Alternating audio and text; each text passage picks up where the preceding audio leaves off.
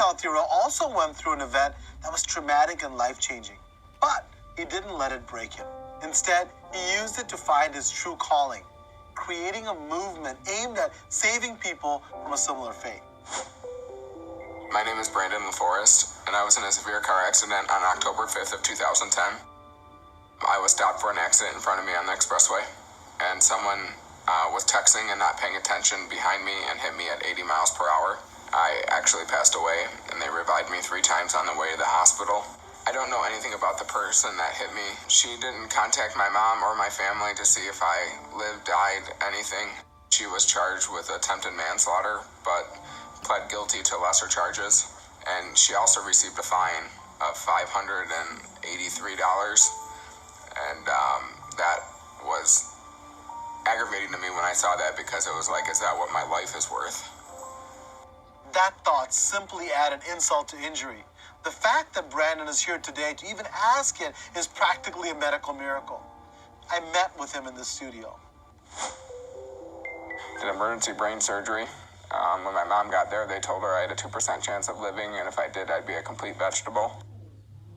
I had a stroke. My spleen was removed. I had broken ribs on the left side. Kidney laceration, broken neck, paralyzed on my left side, brain seizures, crushed lung, broken back, feeding tube, chest tube because of a collapsed lung, and a trach put in. Pretty much anything you can think that can happen to someone. It seemed like it happened to me. And how long did it take before you were able to go home or leave the hospital? Well, I was in a coma for a month at Sparrow Hospital in Lansing, and when I was starting to come out of it, they wanted to transfer me right away to Specialty. It's a neurocare recovery center for brain injuries. I lived at Specialty for 6.5 months, so I was gone a total of 7.5 months of my life. Now, I don't remember about 3 months period. I remember waking up, and I was laying in the bed and seeing IVs coming out of me, a feeding tube, all this stuff was just on me. I was just like dumbfounded. I didn't know what to think, because my mom said I was in an accident. I didn't remember an accident. I just remember waking up in this bed having no clue what happened to me. You lost 7 months of your life. Yeah. What do they tell you about your prognosis, that you're recovering? If you tell me I can't do something, it pushes me 10 times harder to do it. Well, I had to learn how to walk again, read again, and spell again.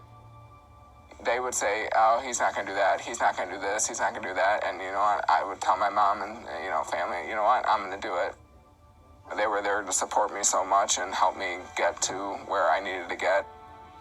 I'm just glad I was able to get where I'm at right now and keep pushing forward. And and I will even admit, before the accident, when I found out it was a text, I text and drove. I think we can all admit that it happens and we do it, and it has become more deadly and dangerous than drinking and driving. Brandon's mother, Linda, recalls a terrifying moment she got the news about Brandon's accident. I got a phone call in the morning on October 5th. It was a nurse from Sparrow Hospital, and she said that Brandon was in a car accident and that they needed to know what medications he was allergic to. I couldn't think, and then all of a sudden it hit me. I said, well, why aren't you asking Brandon? She said, Mrs. Laforest, we need to know what he's allergic to. I said, the Sillen family, and I said, do I need to come up to the hospital? And she said, yes, it's very highly recommended. I was thinking the worst. And when we got there, the brain surgeon talked to me and told me that they didn't think he'd even make it through the night. Oh, wow. And then when I saw him, I was absolutely devastated. I had no idea how bad it was. Still, a mother's love finds a way. Linda wasn't going to give up on her son, and in fighting for him, she found strength she didn't even know she had. Every day I had a ritual. I would go in there and I'd say a prayer, and I'd sing him his song when he was a baby. Oh. And I promised him a puppy he always wanted. I told him everything would be okay. I told him every day this was not his fault. Mom's taking you home. Do you remember this? I remember her saying that I could have a puppy, and when I actually moved home from the neurocare center, I asked my mom one day, I said, where's the puppy that you said you would get me? And my mom was like, what? She was dumbfounded, couldn't believe I was in a coma when she told me this. Brandon, do you think without your mom's support that you could do this? I don't think I'd be where I'm at now. Despite what you see, Brandon is not fully recovered. He still struggles with some issues, particularly the injury to his brain. I can't remember everything, especially if it's short-term memory. Long-term memory, if it's growing up, it's better. It's so weird, the brain injury. Certain things, music, I can remember, but the names of things, I can see the picture in my head of what I want to say, but can't find the word. It's very frustrating, so I have to do things like this. And I text myself on my phone. I put myself as a contact on my phone. I'll text myself important things I need to remember. Yep. Brandon and his mom are turning his experience into a powerful force for good. They started an organization called Heads Up, Phones Down.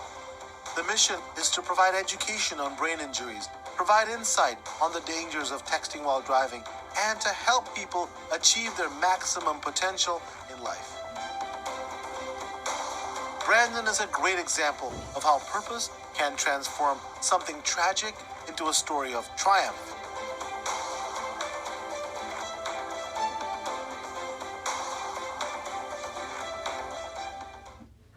Maybe you've been through something similar or are dealing with a difficult situation right now. Having a sense of purpose through it all may seem like it's out of reach, but really it's not, I promise you.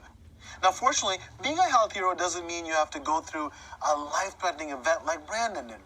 Health heroes also do some very straightforward things, activities you may have been told to do or even think you should do, but aren't, at least not yet.